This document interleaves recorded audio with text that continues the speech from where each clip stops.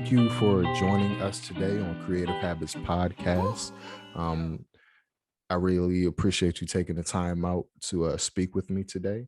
Tell me a little bit about yourself. Tell me your journey. Mm. So my journey is a beautiful one. I was actually born as Tiara Benton. Mm, That's what my mom named me. And when I was about 3 years old, I was like in the living room telling my mom, like, when I grow up, I want to be a walker. And her and my dad are looking at me like, what is this girl talking about? And my mom was into fashion, watching fashion shows. So the next time there was a fashion show on TV, I was like, Mommy, I want to do this. And mm, fast forward to around 13, her and I are walking into the mall and they're doing a model search. So I entered into the model search, won the model search, and ended up starting my modeling career at 13. Fast forward, I did a lot of work in Atlanta. I have my degree from Georgia State University. And while I was earning my degree, I was also really deep in the experience of a modeling career. mhm, From there, I graduated and decided that I wanted to go to New York upon graduation to further my modeling career. And I did so. Had a lot of beautiful accomplishments from being in movies. I was in Fast and Furious 7 to being on television programs. I was a part of Project Runway. I was also on this show they call Showtime's Billions. mm, And just a lot of really beautiful campaigns. I worked with this company by the name of Cream of Nature. You can find my face all over the beauty supply stores all over the world because I've done a lot of hair and beauty ambassador work. My last really major accomplishment when it comes to me being a model was working with Pantene Pro V. And mm, I was able to see my big head in Times Square on this mega screen for this commercial ad that we did specifically for Black women. And mm, the campaign was really beautiful. And my career was really beautiful on one side. On the other side of working in any type of entertainment, there's a definite need for there to be a high level of self care, not just on the physical tip, which is where a lot of the attention goes. A lot of people are consumed with what are you wearing? What are you, oh, you're so beautiful. And oh, yes, I can't wait to do your makeup. And along that journey, around the same time that I'm having all of these major accomplishments in my career, inside I was really suffering and going through what I now realize was a depression. mm, And, I don't say that so we can like cue the violins and go like, oh, poor Temakha. But I feel like depression is your soul or like your destiny, your blueprint kicking in and letting you mm, know that whatever mask that you're wearing or whatever persona that you're acting out, it's no longer enough. It's time for you to really like step into being more authentic. And as I look back now, I was in a very toxic relationship, more importantly with myself, that manifested, of course, into the relationship I was with another being. And mm, I was really sad, you know? And it was through energy work, meditation, and specifically this ancient healing art that we call Kemetic Reiki, that I was able to really get a grip on myself and to begin my healing journey, which I would say has been my whole lifetime, but really started to have a conscious role. And I was really consciously interacting with it beginning around 2017. And mm, that's when I really started to get into energy work, understanding how to work with my what we call chakras, and really understand and clear a lot of the energy stuff that I started to absorb just being a model since I was a little girl. You know, like a yeah. lot of people, they look on the outside and it's beautiful and this, but you hear a lot of crazy stuff too. You know, if a part of your job is being criticized on how you look and what you eat and how big your hips are, like all the time, eventually that stuff starts to take a toll on you. So that's a little bit about how I get to the Temakha. Mm. So what drew you towards energy work? I know in I don't want to say the black community, but in communities, period, when they fall to a depression, they might go to therapy, they might go to religion in a sense. Like, what drew you towards that direction? um, Honestly, I really think that it was already embedded in my destiny, but to put it Mm, into words, like since I was a little girl, I always remember being very interested in everything Egyptian. that I now mm, call commission, right? Like I used to be so lit up, and I'm like, sometimes I would watch documentaries or watch shows, and I'll be like, that's not it. This is what that is. And then I would have a moment with myself, like, how do I know this? Like, how do I know this? And I had such a deep love and adoration for that time period and the science and the wisdom that comes out of that time period, that I don't remember being taught. So that's like backstory. How was I drawn to energy work? I was actually at a festival in Brooklyn, mm, and they have all these different. They have the stage where musicians are performing. They have all these booths where people are selling, their goods, their oils, their candles, T-shirts. And in one of these booths is a sweet, beautiful Black woman with all white on, and she was doing Kemetic Reiki. So I'm seeing like everybody else kind of like in this type of vibration, and her tent is very like calm, cool, and it was really the energy that really had me like, wow, what's going on over here? And then, mm, I look around in her booth and there's all these Egyptian ancient Commission art and things, and I'm like, okay. I took her flyer and I was like, I'm gonna learn more about this. And I ended up later on getting a session from her. And then as time progressed, she ended up being my master teacher and teaching me the art of Kemetic Reiki. So mm, to answer your question in short, I feel like in all of us is the blueprint for where we're supposed to go. It's up to us to really act on those things that light us up. So that day when I mm. saw that booth, I could have been like, oh wow, that's cool, that's such a coincidence, and like went on about my whatever. But I was really like, wait a minute, this is interesting. And Mm. it has something that I love. I love feeling good. She's making people feel good. And I see a lot of Egyptian stuff going on over here. Like, let me dig deeper. And I'm so glad that I did. So in a way, I feel like Reiki and the art itself, Kemetic Reiki, I am equipped with the techniques that come out of Kemet. It Mm, assists you with being your self therapist. Not mm, saying that you don't need additional help, but what I feel it did is it empowered me to really have moments to sit with myself to sustain what you would experience in a therapy session. Like it's one thing to see your therapist, on a Saturday and then go and collect yourself, but I feel like Reiki assists you with the in between time. mm, It's a self practice, just like brushing your teeth or doing your stretching or working out. Like it equips you with it equips me with very simple techniques to assist me with like owning my energy. mm, I've always been an empath, so I'm very acute to energy. I can feel everything. I can come into a room and I can feel the tension. And we all, to a degree, have this empathic ability, and it's just based off of how well you're cultivating your own energy to see what it is that you absorb and hold on to. mm. It's one thing to feel for everybody, and then you can't go through a day because you're in tears feeling for everybody. And it's like, hold up, like, get a grip. So I feel like Reiki really helped me to own my energy and really learn how to manage my gifts so they felt more like superpowers Mm. instead of curses, like woe is me, bah humbug. It was like, wait, I can actually choose how I want to feel. And that in itself was very empowering. So So that's is it kind of like finding the divine within yourself instead of like looking outwardly for it? precisely. And it's Mm, it's it's one thing to say that, right? It's another thing to equip you with techniques, practical things you can literally do to mm, assist you with that. Because it's one thing for me to tell you my experience. It's another thing for you to experience for yourself. And I mm, feel that's where a lot of and I don't want to come at anybody's system of belief, but that's where I feel like a lot of systems kind of drop the ball is it's like you're trading in one source for another source for another source, and all these sources fail to remind you that the source is also connected to you. mm, And as a practitioner, as someone who assists others with their energy modalities, my goal and my aim is always to assist you and almost be more like a flight attendant to mm, assist you with your journey instead of positioning myself as like, hey, you got to come to me every time something's wrong with your energy, and hey, you need to pay me. And it's like, hold up, let me hold the mirror. Let me give you let me give you some techniques to teach you how to fish so that you can remember, who you are and how much you are loved by your creator. And mm, I feel like there are many paths to do that.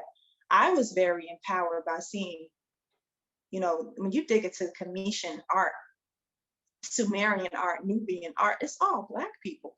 mhm, mhm. we see yoga studios everywhere. Yoga is cool now, even Reiki, it's cool now. And there's always so many other cultures, India, European cultures that are positioned as the founders of these things. And it's like, Mm, hold up, the further I went back, I'm like, wait, all of these people are Black. These look like my mama. This look like my auntie. This mhm, look like my uncle. This look like my granddaddy. Like, so that part really had my mind like blown. Like, hold up, what if all along, like these are our sciences, not to take ownership, because everyone mm, is here together, everyone has a position to play in this ever unfolding creation story. However, the position that my ancestors have played have offered us sacred wisdom on how to even be civil, like mm, how to even be civilized, how to live. Like that's um, lessons that we shouldn't cast out and ignore. Like how to live, how to breathe, how to bring your body into union. We talk mm, about yoga, yoga, yoga. It's like, what does that word even mean? It's literally a word that means union, like bringing all the pieces and parts of yourself into balance and into union. It's not about downward dog. It's not about yoga studios and stretching. It's about mm, it's a physical, scientific, ancient art of bringing yourself into balance. And that is something that has really empowered me through my journey, is just really coming back into balance, not ever getting too ahead of myself, not getting dwelling in the past, not dwelling too far in the future, really realizing that the here and the now is where everything is. And it's hard sometimes when you've been through traumatic experiences to feel safe in the here and the now, right? mm, Because you're always thinking about like, are you safe? Are you safe? And when you really can clear your energy and get almost like how when you have a computer that's acting up, right? Computer mm, to be defragmented. Like I feel like in our natural state, the way that Most High created us, it's a peaceful nature. yeah. It's a abundant nature. Like everything is needed. Everything that is needed is provided for. Like it's all just like a pecan seed. Like everything that you need is already for that tree to be a tree is already in there. And Mhm, the first thing they do when you come into babyhood and then teenagerhood and adulthood is keep distracting you to think you need something outside of yourself. And mm, it's the Kemetic Reiki that I realized there's so much abundance within me that God has given me. Most High has given me, Creator has given me, whatever you want to call it. Like, let's not even get caught it with that. mm, There's so much in that I don't even need to be worried about what they doing over there and this and oh, the world is so messed up. It's like, no, the world is perfect the way it is. And I'm so glad that I was, depressed. I'm so glad that I went through the pain that I experienced because I was able to have the friction that I mm. needed to really be who I really am and who I've always been, who I'm gonna keep being, So that's really a whole lot of words and imagery to describe just how on fire and passionate I am about what I have found and been able to tap into through this ancient art. No, I definitely agree. I think it all deals with the mind, the body, and the spirit, right? And like you said, balance.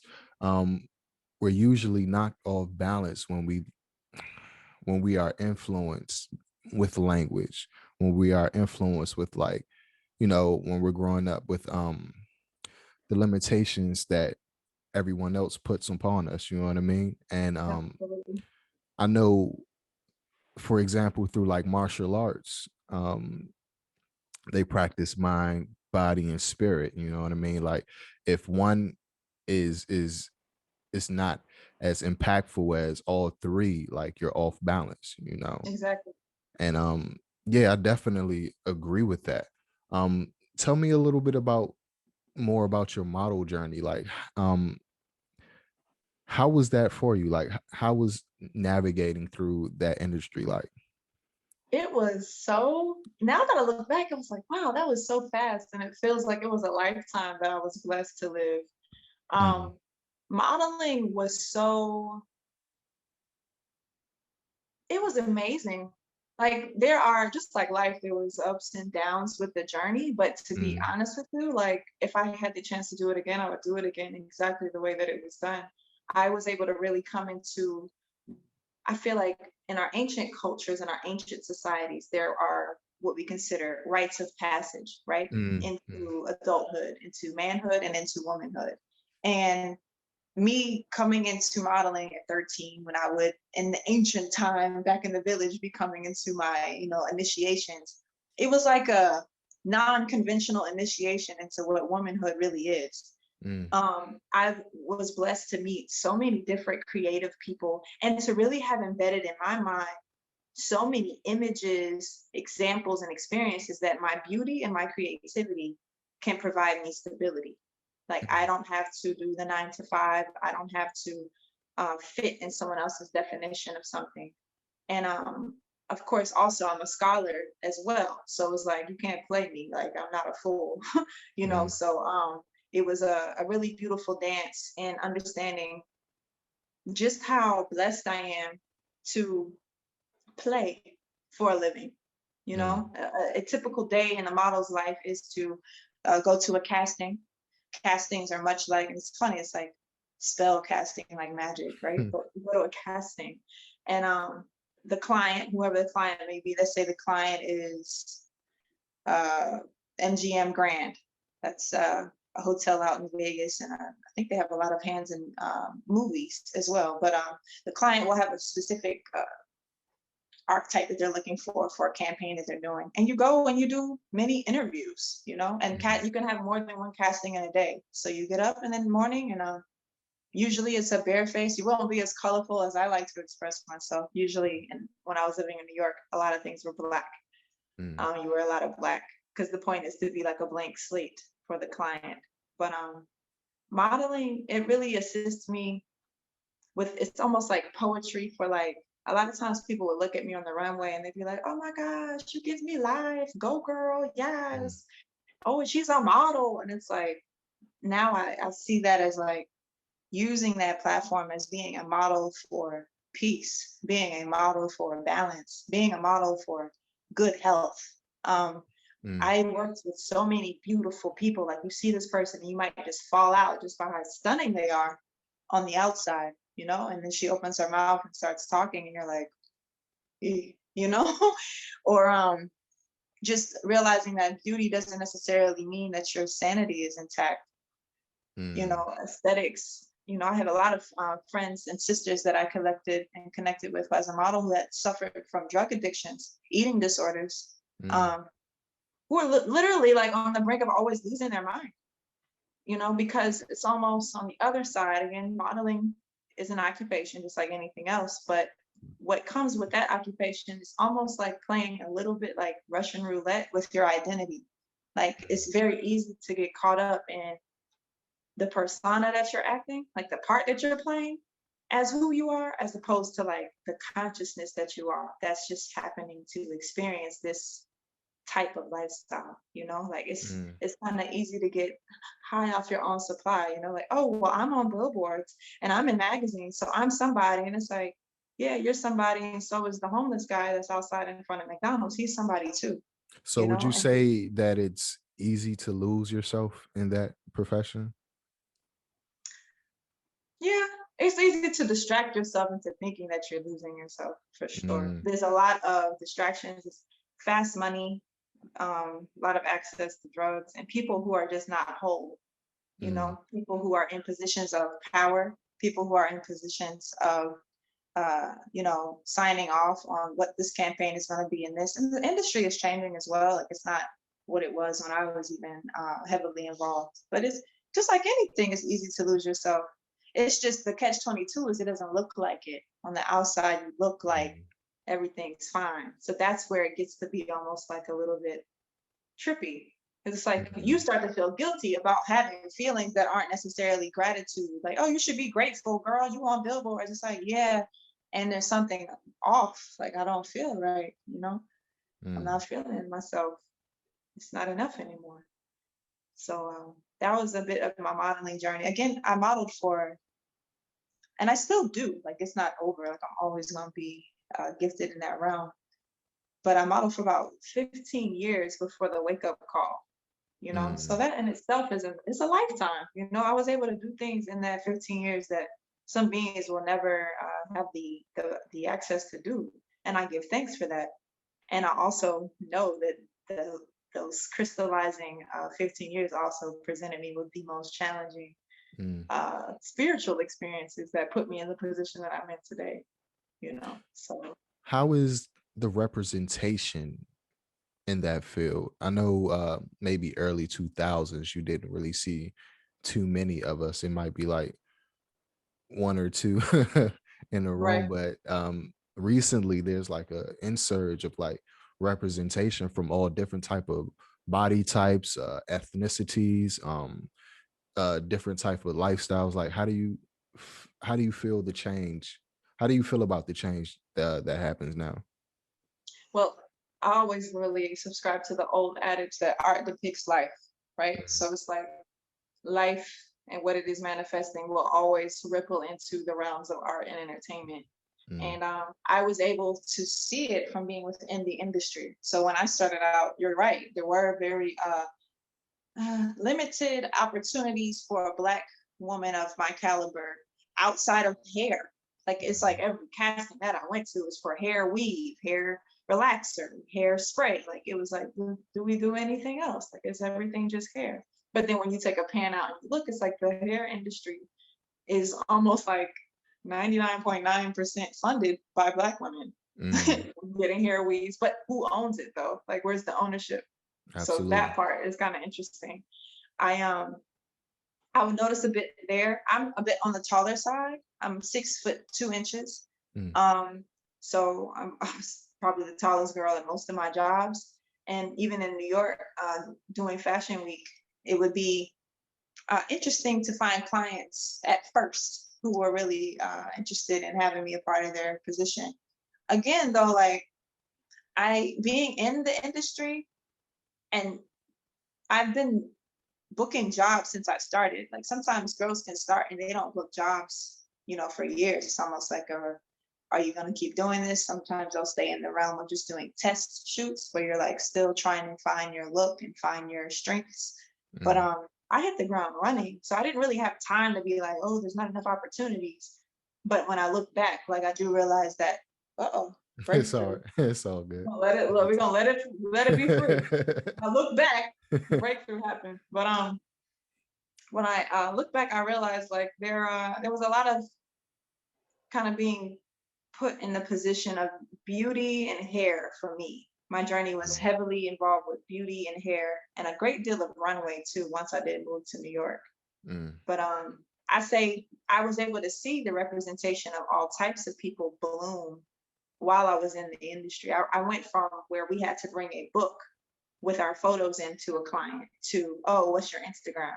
And I was like, Mm. what? This is crazy, like, and I worked with this brand, this swimwear brand by the name of Chromat.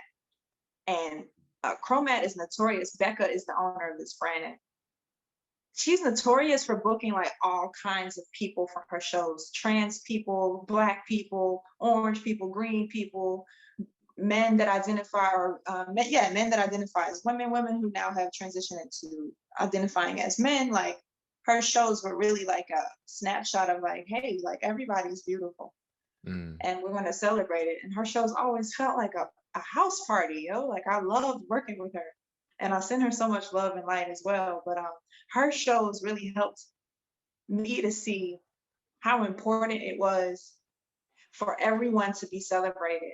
Because part of modeling too, it puts you, especially as a Black woman, in the position of always being in competition, especially with other Black women. Because if you see Mm. an ad and there is Black and white women, chances are there's gonna be one Black girl and then a host of other women, right? Yeah. And you go to the casting and it's like they're looking for the one Black girl they're gonna use. So instead of you looking at your sister and being like, hey, what's up, sis? It's kind of like competition all the time. So Mhm. I was grateful to see the shift, towards the mid and late 2000s of like, hey, like, especially even with the plus size women, like my mama's plus size, so I'm going to work every day being like, I shade for my slenderness and critique sometimes for my hip size, but it's like, yo, like most of the women in my culture are curvy. Mm. Most of the women on this planet are curvy. Like thin women are not a very high percentage, So it's Mm. just interesting to see through my journey this it's almost like a lotus flower opening of accepting and reminding that everyone is beautiful, you know. And Mm, when we select one segment of society and we say this is the standard for beauty, blonde and blue-eyed and look hungry, then you're going to naturally like make other people feel left out. You know, yeah. you think about Barbie, think about like, and I never liked Barbies like growing up. I used to like chew on them and like they used to cause me so much anxiety. I think like inside my soul was like, they're trying to program you. And I really, I really wasn't with the Barbie lifestyle. I would rather be outside climbing a tree or something. But I noticed that I feel like the industry had to start to shift to match the consciousness of the people. You know, doesn't no one wants to feel left out. No one wants to feel like they're not appreciated for who they are and how God made them to be, you know? Yeah, yeah. And I think a lot of it is too, since we're in like the social media age, we're able to control our own narrative. You know what I mean? Back in the early 2000s, there were only a few outlets that we could represent ourselves, but they weren't always in the best of light, like, you know, hip hop magazines or um, Right. I think 16 or 17 magazines that was based for like teenage girls. They were usually like white girls or lighter skinned girls. It wasn't really a lot of representation, but um Right.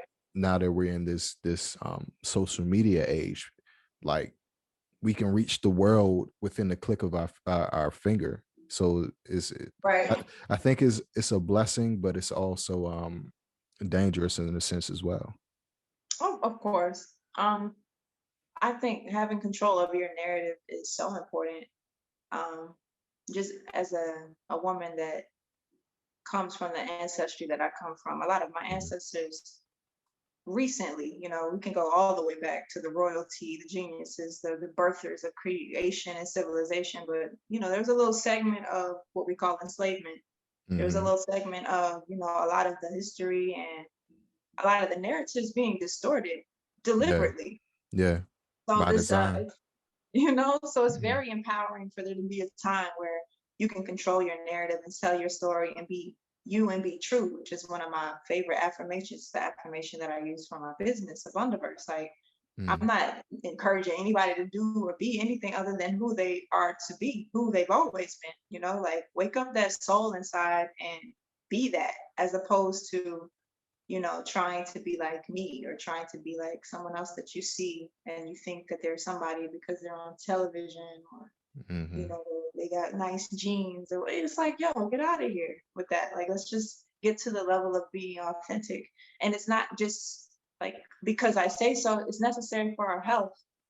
Mm, It's necessary so that we don't all become narcissists or have personality disorders. Like it's necessary for our sanity to be authentic and tell the truth. And even if that creates uncomfort and discomfort, that's good. You know, depression was very uncomfortable for me, and it was good for me because mhm, I'm not there anymore. I'm not in that segment of limiting my light and trying to find happiness outside of myself. You mm, know, it's the biggest trick in the book. Like, hey, you need this cream in this magazine to be happy, and you need this perfume to get that guy to be beautiful. And it's like you never needed any of that stuff, mm, you know. And that's also a little bit about how I felt to be a model. It's one thing to go to Disney World, right? Like you see all the lights and the fun and woo, yeah, this is great. And it's another thing to work for Disney World, where you see what goes on behind the scenes. yeah. You know, you see what makes all of that go round. And I know that everything is as it should be, and everything's really in alignment for our highest good, even if it doesn't feel like it. But it definitely does feel good to be in a time where, I mean, we can meet like this. Like my great grandmama couldn't do this. If I showed my great grandmama this phone, she would probably be like, "What in the world? Like, what is this?" You know, like Yeah. we have a. I always say this to a lot of my clients too. Like I work with a lot of sisters and brothers with getting their energy together, and a lot of people when we don't realize that some of the trauma and the just the issues are not, I won't say issues, the projects that we have to work on, they're not just from our lifetime. They are Mm, inherited traumas, inherited beliefs, inherited vibrations from our ancestors. And speaking of that, that blip of time where the enslavement system was popping, and in some ways still is, depending on where you are in your consciousness. Um, there's a need for you to, in a way, kind of just survive. Mm. There wasn't any time for, coloring and being authentic and sharing stuff on Instagram. Like, no, reading wasn't even like, something that was available to everyone. So to be in this time, in this age, it's a gift. And to Yeah. see how blessed we are, to have access to living in one of the most wealthiest countries that has its problems, Mm. has its projects, it has its stuff. We can sit and play the violins, buy humbug, but at the same time, that also comes with me having running water within a few steps. That also comes with me having the freedom to express myself, to show my legs if I want to go outside without, covering myself completely if I want Mm. to make a song and shoot it up on Instagram if I want to. So it's just you gotta pick your battles, and you really have to, when you learn how to master your own energy, and it's a lifetime process, you really realize that the world is fine the way it is. And the Mm. way that it is what allowed you to have the desire to seek to be more.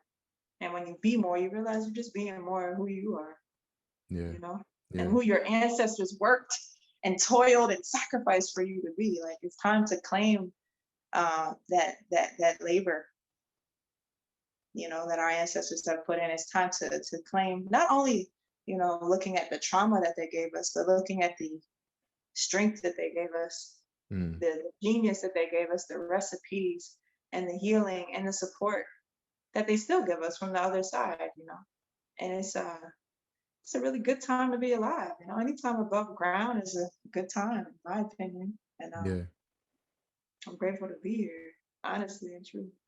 I definitely agree with you.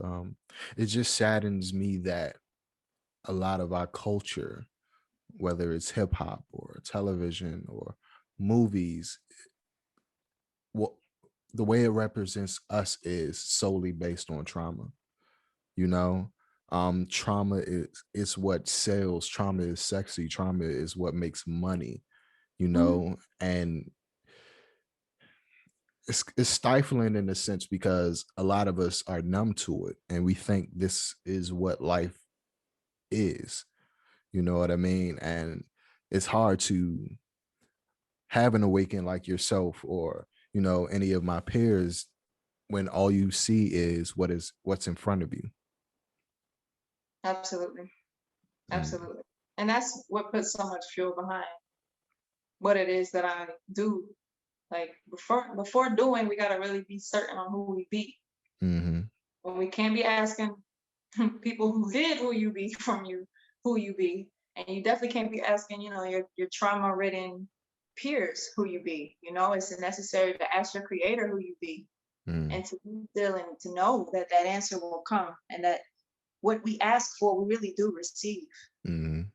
What it is that we seek, we really do have a revelation, and that's where that faith and that old time religion, that praying grandmama energy gets activated for me. Because you're right, like there's always two sides to the coin. Hmm. So on the other side of trauma is strength and Yeah. wisdom. Yeah. On the other side of pain is healing and wisdom. It's like, how are you going to know if it didn't become real for you? Even Mm. when you think about one of our most popular religions, Christianity, there's so much attachment to that story because the story and walk of Jesus has so much trauma in it, and there's so much emphasis on his sacrifice of his life on the cross, because the pain is something that we can all connect with on this Hmm. human experience. The pain is something that we all know all too well. And I feel as a soul, you can evolve and awaken either through extreme pain or extreme love. And Mm. most of us learn from the latter, extreme pain. There was even in my own journey, in addition to this depression that I experienced, there was a shoulder pain that I had for probably like 9 months. that I Mm. just kind of toiled with. I went to physical therapy, I went to aromatherapy, I got acupuncture, massage therapy. Like I was grateful to have my eyes open to all these different therapies. And also, still 9 months later, still dealing with this pain until I actually had a personal meditation where I Mm. asked my pain, and I talk about it a lot in my in more detail in my book that I wrote, Oh yeah, Abundant definitely. Yeah. Remedy. Yeah. So this is where I explain, like, because you look at me, you're like, yo, how'd you go from modeling to like cleansing chakras? Like, what do you mean? Like, what are you doing? So I talk a little bit about that in the book, and also give a bit of an overview about the energy centers that we call chakras. Mm. But it was this shoulder pain, and I'm talking about like it was painful to the point it was almost feel like the whole right side of my body was shutting down. And I was just like, yo, what is this? And it was until I took a little 10-minute meditation, and I literally heard like the voice of an angel, the voice of God, Mm. something higher and clearer and calmer than I was at the time, um, tell me that the issue that I was suffering wasn't external, it was forgiveness. Like I was in need Mm. of forgiving myself. And, even talking a bit about what we talked about earlier, as far as, inherited trauma, I think that moment, that day, when I had that moment with myself and that download, because after I heard that, I felt like this cloud come into my mind, come by my eyes. When it got to my eyes, I started to weep. When it got to my neck and my shoulder, it took the pain away. And it just kept going all the way down my spine, just taking pain away I didn't even know that I had. And then after that, I wept on the floor for probably like, I don't know. There's probably some dimension where I'm still just on the floor, like crying and hysterical, Mm. like, what just happened, you know? But it was that day that really changed my life to realize, yo, we can heal ourselves. Absolutely. I went to all these therapists and they did their best. I know they did. Mm. But they didn't do nothing for what it is that I was suffering from, because what I needed was healing and I needed forgiveness. And you don't need to go pay no physician to do that. You can really Mm. just sit with yourself and ask and wait. Another part of our journey is and my dad talks about this a lot, like, everything about our journey is so fast now. We got 5G, and they're trying to probably work on 6 and 7 and 8G. We got Wi-Fi, everything microwaves, like everything is there's always this attempt to shorten the amount of time. DoorDash, Uber, it's like this, all this attempt to shorten the amount of time that you Mm. spend on these tasks, right? But it's like, what are you doing with the rest of that time that you freed up? You're not like Mm. meditating, you're not hugging on a tree, you're not healing your energy. You're probably distracting yourself with something else, or just aimlessly scrolling with that free time. And it's Yeah. like, there's no like, I feel like a lot of the issues and the things that people suffer from, like the root of it is you have an identity crisis. Like you Mm. don't know who you are. That's why you're just watching and kind of just waiting for somebody to tell you who you are, which will still not be enough. And you end up in these positions where you're tired, you're lethargic, you're lackluster, not because you're sick, but because you didn't do anything in that day or that year to activate your light, to activate who you really are. And there's nothing in your immediate environment or your entertainment or your television that's telling you who you are. So it's like, Mm. it's a catch 22, just like what you were saying about our people in our environment. But Quick the pendulum question. has to swing, I Do, feel. Go do, ahead. do you think that's by design though? Just like you're on a specific spectrum, right? There could Yeah. be a force on the other side of that spectrum with like a polar opposite, like I don't want to say energy field, but a polar opposite. What's the word I'm looking for? Like vibration, how it get Yeah, down. yeah, yeah. Just like a Yeah. total different vibration Like that the hero and the nemesis type thing. basically, yeah, yeah, yeah, yeah, Yeah. yeah. I think that's by design, but the trick is the design is in you. Like you are the Mm. hero and the nemesis. Mm. And it's like as soon as you start feeding that hero energy, you start to realize, oh, I'm the one that saves myself. Not that I'm saving myself completely, but I save myself by not taking on all of these things that are of the world, Mm. that are born on the world and that die on the world. Like our bodies are made from the world. However, our souls did not originate in the world, Mm. like and everything is really reflecting you back to yourself.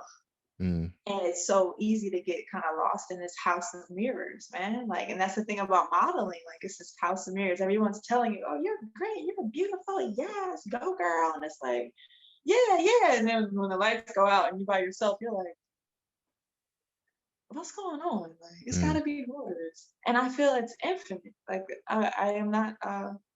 There's no end to your becoming, mm, you know. But there has to be something to activate your desiring to be.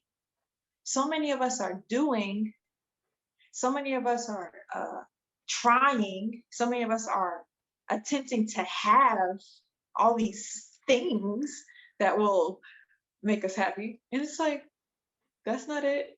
mm, Happiness is a choice. Happiness is a state of being, and you're not going to have stuff or do stuff to affect your being. However, though, if you do keep reaching to have things, and you keep doing things that are out of alignment with who you be, you're going to trick yourself into being your own nemesis, being mm, your own villain.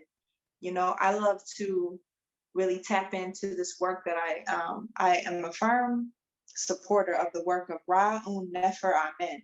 He wrote so many beautiful sacred texts, really reintroducing the sciences of Kemet to anyone who's receptive to read it.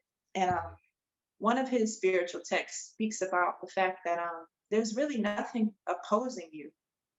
And when you can really root that in your consciousness, you take the power out of like what's considered to be against you, you know? Because mm, the trick was telling you that God was outside of you. The trick was telling you that power was outside of you, that mm, happiness was outside of you. And we got two eyes that's always looking outside. And it's like, hold up. Like, when you really come in and you root in your consciousness that the creator that made you didn't make you to fail, didn't make you to suffer, didn't make you to doubt and to cry and to be addicted and to be depressed. Like, imaging a more benevolent source energy and mm. really tapping into that, realizing there is nothing against you. And yes, there are polarities, right? I got two hands, I got two eyes, I got two ears. There's always going to be, you know, a male, female, up, down, night, day. Mm. Life does present this duality. However, the point is not to get caught up in the duality, but to stay in the oneness, or what we would call the center, The you balance. know?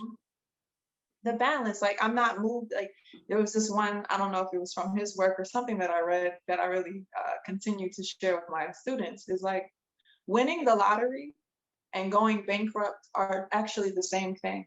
Mm, Because mm, I win the lottery and I all this excitement, right? All this energy that's moved from the center, and now it's like, and then I lose all of my money, and now I'm like, ooh, ooh, ooh. And it's like, it's the same thing. It's just you decided to go this way in the graph or this way in the graph. But the mm, point is to just not be moved. You know, mm, not to say that excitement is not a part of the human experience, but don't get high off of it. Don't be mm, addicted to excitement, because if you're addicted to excitement, the other side of that coin is you have to receive the contrast, which is, you know, depression or loss, you know, and that's a part of mm, the human experience. Like, a lot of times, you know, people come into this spiritual walk and they're always talking about their higher self and out of body experiences and angel awakenings. And it's like, all of that's cool, but we came here to be all the way here. mm, Like, the point of me being born and all the ancestors that had to live and die for me to be here, kind of this conversation with you, was not for me to get here and be in a hurry to get out of here. Like, that's not it.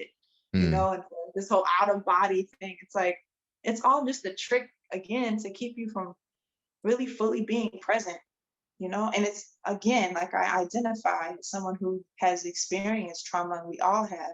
It can be very challenging to be here and to be now all the way when you don't know that you're safe. mm, mm. And that is something you have to claim for yourself. You cannot depend, you know, you get to a certain level in your journey, you can't keep blaming mom and dad and grandpa and for this. Like, you got to start looking at the cards you were dealt, and you got to play them things, man. Yeah.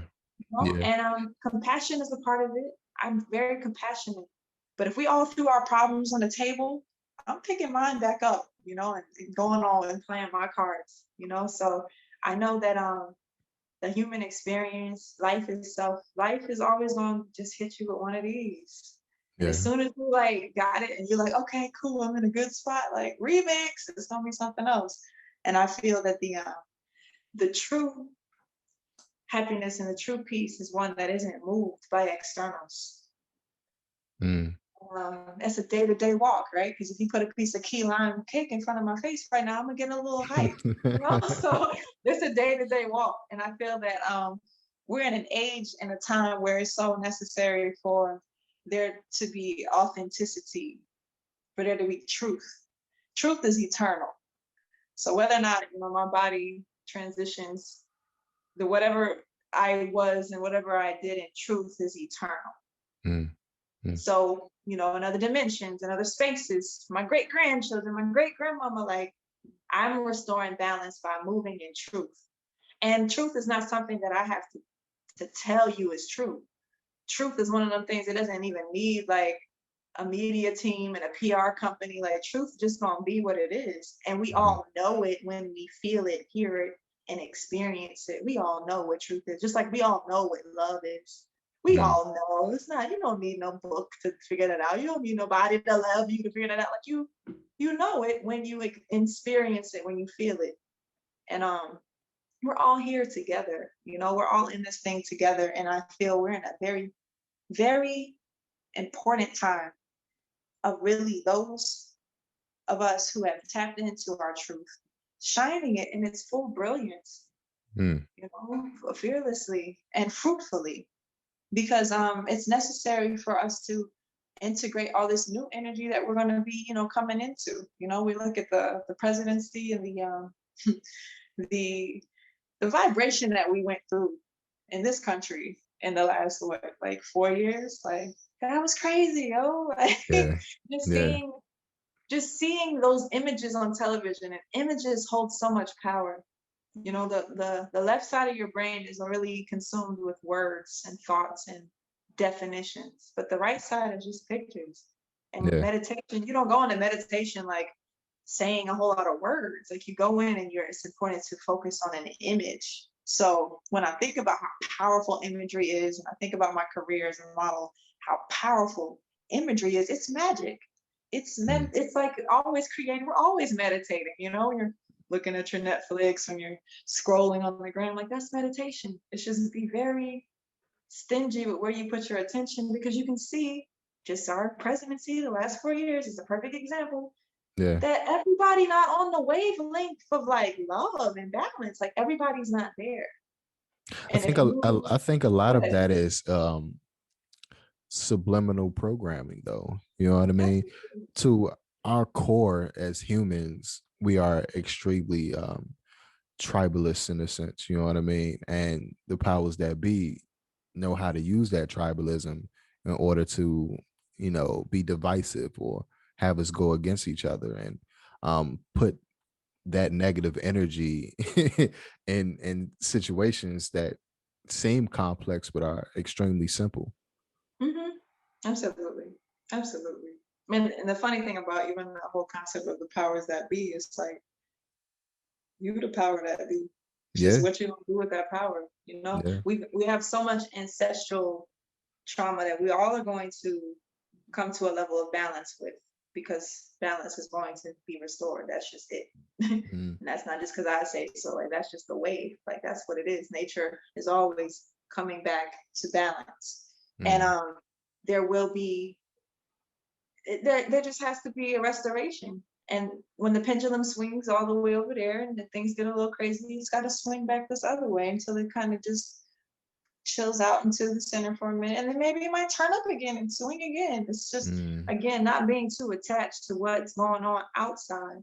And in fact, allowing what's going on outside to be just as it is while you do the shifting of the frequencies on the inside. Mm. Because again, you said subliminal programming. And it's so true. Anything that I take in through my nose, anything that's taken through my eyes and my ears, even vibrations that my body feels, never is forgotten. Like Mm. all of that data is being saved in the internal mega cloud of me, my Mm-hmm. DNA, Mm-hmm. this liquid crystal flowing through my veins. Like it remembers, just like water remembers. There was a study that like if you put like I love you on the water and you freeze it, it has like these beautiful crystalline images. And if you put something a little bit more dissonant, like I hate you or something ugly, something that we define as negative, then Mm-hmm. it wasn't really complete images. It wasn't really. So when we think about like just the fact that, yes, whatever I watch on television, whatever I listen to is subliminal programming, at some point you have to stop blaming the powers that be for why you're programmed in a particular way completely, because you're choosing. You pay the cable bill. Mm-hmm. You bought the television. You got tricked into feeling like you had to subscribe to something that wasn't really for you in a good way or in a divine way, in a righteous way, in a way that adds value to your life. And it Right. comes down to like treating your life like how you treat your bank account. Like sometimes you're making deposits, sometimes you're making withdrawals.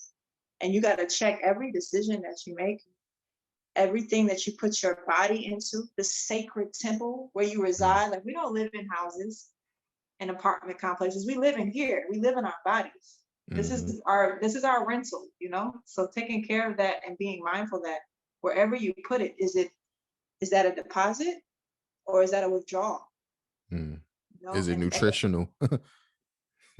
are you adding this, Yeah. just like you said, it can be perceived as being very complex, but everything really comes down to being very quite simple, very Mm-hmm. night and day when you really look at it. Like, is you woke or is you sleep? Mm-hmm. Is you about that life or is you not? Like we can get a lot caught up in the words and the emotions of a thing, but it still comes down to like, and what you gonna do with all of that, Yeah. Yeah. you know? I mean, tell me about your educational background. You are very inquisitive and and scholarly. Like how do you take in this information and process it? Like where did it all come from? The beginning. I I have always been a seeker of truth. Mm, Um, and I expressed that in my scholastic journey. Like I said, I was blessed to earn a Bachelor of the Arts at Georgia State University, and it was in sociology. mm, And sociology is like, in my like opinion, it's like the study of isms. You learn about racism, you learn about colorism, you learn about ageism, you learn about all these social agreements that we have. Like we get in an elevator and we all decide that we're going to face this way, mm, or we have all these social agreements that somebody probably started, some kid started the dance move, and then everybody just fell into alignment with it. Sociology, for me, looked like the most appeasing and enticing uh, journey to invest my time and energy in, just because it gave me an aspect to really understand people mm, and understand like how we flow. I'm always people watching. I love to read. But I feel like honestly and true, like most of what I learn comes from, and I have to be careful with that too. Like on a certain level, I feel like, do we really learn anything, or is it just a whole process of remembering? mm. It's already there. You know what I'm saying? Like, Yeah. are we just activating what's already remembered? Mm, And to say remember, meaning that it was already a member to begin with, we're just going back to it. So when it comes to my scholastic journey, or just what it is that I've been able to learn, it's through observation. mm, I break it down into three parts. Like there's the myth, which is like whatever you read, whatever book you read, like, hey, if you do this, you can fly. Then there's the ritual where you go outside and you try to do it for yourself. mm, And then there's the magic where you somehow have the right conditions where you actually can internalize what it is that you've read, you know? And this vibration of just being comfortable in your own self is not something you can get from a book. It's mm, not something you can get from a podcast. However, those processes can assist and supplement if you'll just allow yourself to receive them, and they can assist with kind of like stirring and activating what it is that your soul already has deep down inside, you know. mm, So I feel I've always been called an old soul. So maybe some of this wisdom that I've been blessed with is just some stuff that I'm bringing from some past lives or something. But honestly and true, it's just through observation and doing my best to listen twice as much as I speak. And again, that's a journey. mm. But there's a reason why we have two ears and one mouth. So I do my best to really listen, not even just to what is said verbally, but you can pick up a lot, you know, in a day of silence for yourself. Mm, So mm. Okay. You wrote a book. Tell me a I little do. bit about that. What inspired you to write this book? And you did come out with an album as well. Can you tell me about that too? I did. So the album is almost like a supplement that goes with this book. This book is Mm. called Abundiverse, the Remedy. Now I've gotta give me one second. I've gotta grab my phone charger. Oh, take your time. Yeah, I don't want this to end. Give me one moment. No problem.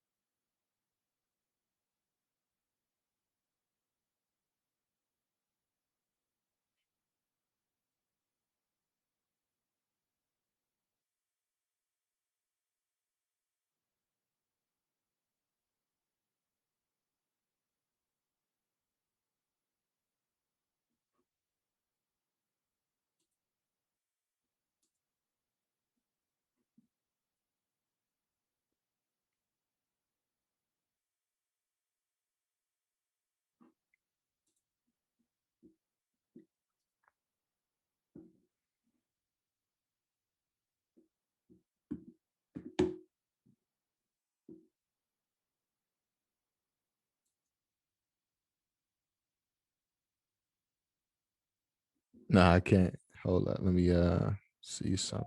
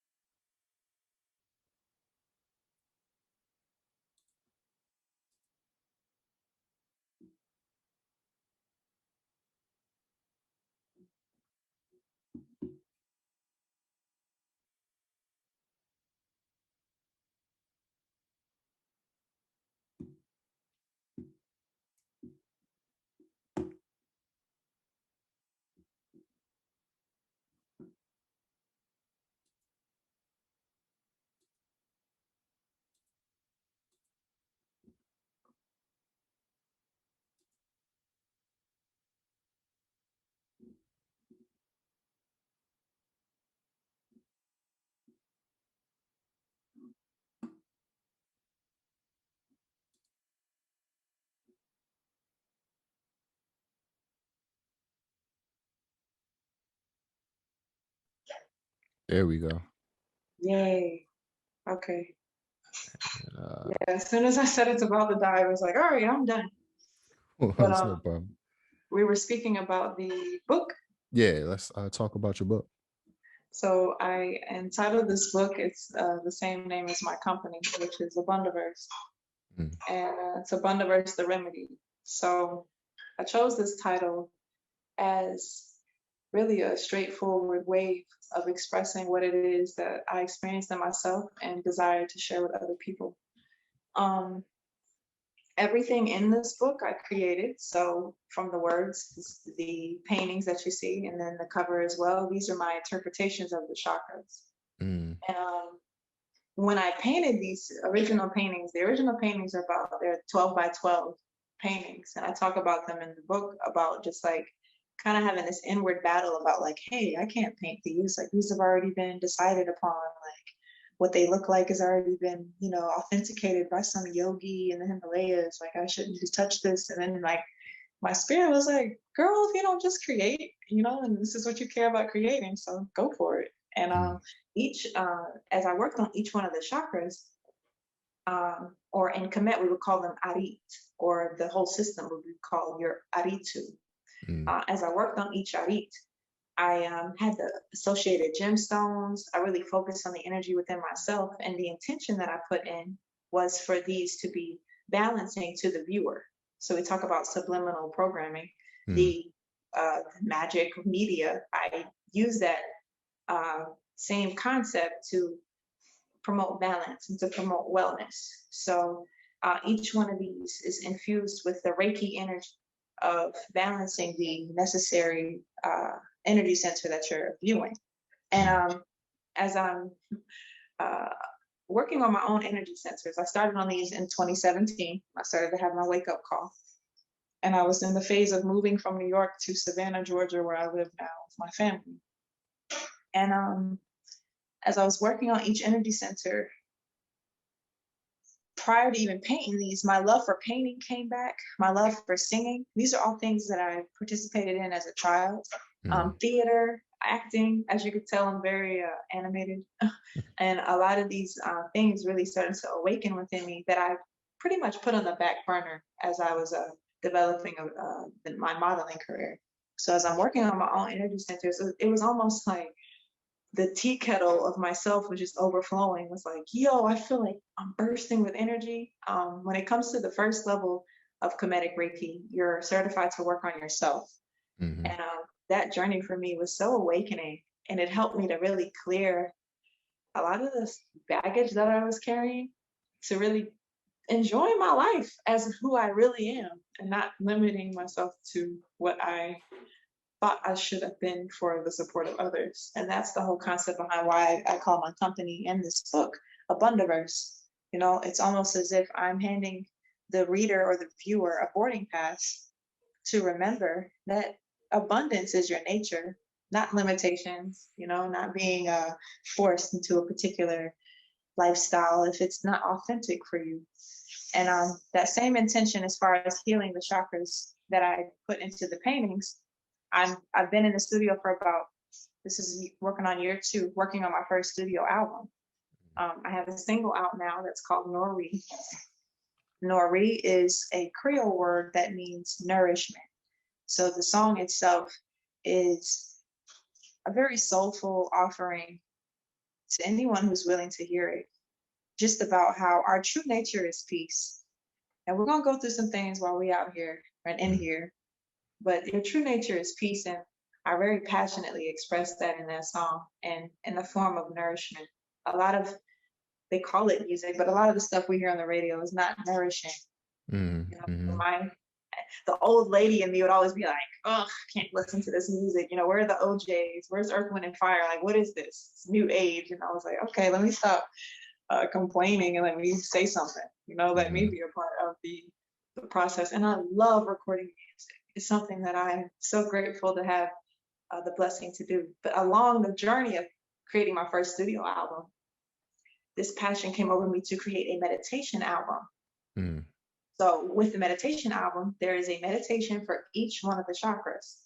So basically what it does is it takes, and I can show you a picture of the album cover. Yeah. It takes what I've learned as a Reiki practitioner and it puts it into an easy to listen to meditation because everybody might not be down with coming to Savannah to get a Reiki session with me. And I Mm, might not have enough time in my schedule to do like a billion healings, you know, on one day. So I felt like it would be a great wave to create an album where people can tap into learning more about their energy centers and also hear a guided meditation from a Black woman. yeah. I love guided meditation. This is the cover of the album, That's one of the first amazing. I was just listening to the meditation album before we spoke, man. And I'm a firm believer that we're not like solid things. Everything is like vibration and frequency, you know. In between our cells are like empty spaces, and you know, vibration keeps all of that together. And I definitely felt a good vibration from your music. It was amazing. Oh, grateful. I'm so grateful. Thank you for Yeah. sharing that. Thank you. It is so fulfilling. It was so fulfilling to do, you know, Mm, to actually, so the album itself, I completely freestyled it. I didn't write down anything. Me and my producer and my brother also, he facilitates creating some of the compositions on the album. We mm. just came together and I'm like, all right, the root chakra is about this. What you got on the keyboard that sounds like this? He would go over to the keyboard and like, and I'm like, yeah, let's go. So turn off all the lights in the studio, went in the mic, and I just allowed God to speak through me. I allowed great creator to speak through me. And honest and true, I felt like at most points I was speaking authentically to what I felt I needed to hear. Mm, And I felt like that made it the most authentic that, you know, other beings, when they give me the feedback that it's assisting them, I'm just like, that's what I'm talking about. Like, thank you, God. Like, yes, like that's the point, you know? Like, and assisting with using what music, I feel music was created to be medicine. I mhm. feel like music was created to give praise to existence, to creator, to life, you know, and to have the blessing of helping people feel good. Like, Yeah. what else? Like, I don't need anything else. Maybe some key lime cake. But after that, I don't need anything else. You know? So that's really good news. I'm grateful that you were able to nurture yourself with that. And Absolutely. it's Absolutely. taking on a life of its own. I'm so grateful. But that's Um, in a nutshell what the book and the album are about. It's just about assisting the viewer, the reader, or the listener with tapping into the abundance that's already within them and giving them some guidance on how to clear some of the baggage that they may be holding on that's got them thinking that they're not all that in a bag of chips, you know? mm, mm, okay. I have a just a couple of more questions for you, and after that, would you mind playing like a little game? Sure, I'm down for it. Cool, cool, cool. How would you explain your basic life philosophy? Ooh, how would I explain my basic life philosophy? My basic life philosophy is the art of being. Mm, That is how I would express it. the art of being. That is my basic at my core. What I am here to express is my philosophy.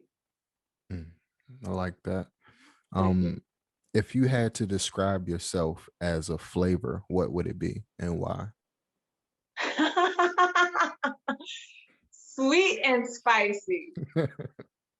I would actually have to say abundant sweet and spicy. And why?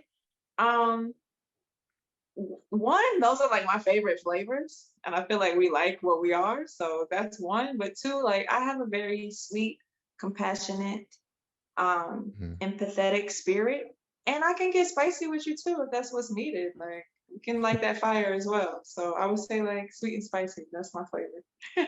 Mm.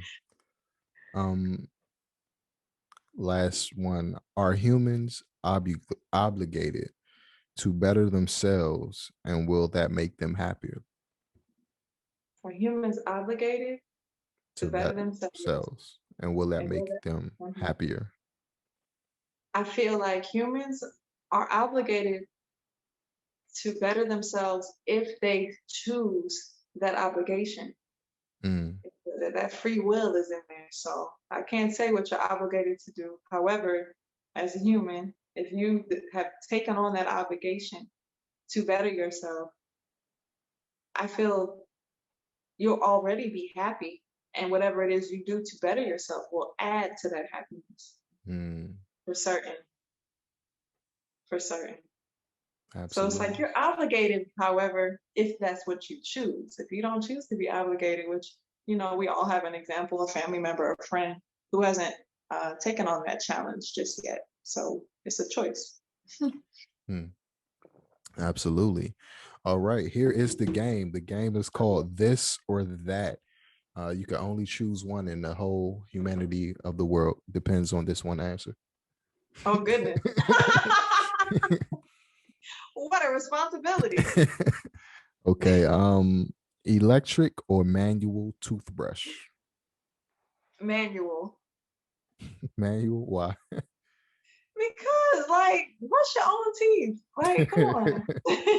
Your bones require you to put your ashe, your energy, your electricity on it. So I would say manual. Plus, I use a manual toothbrush, so I could be a bit biased. So manual. That way, your breath can be on point even if you out of battery power.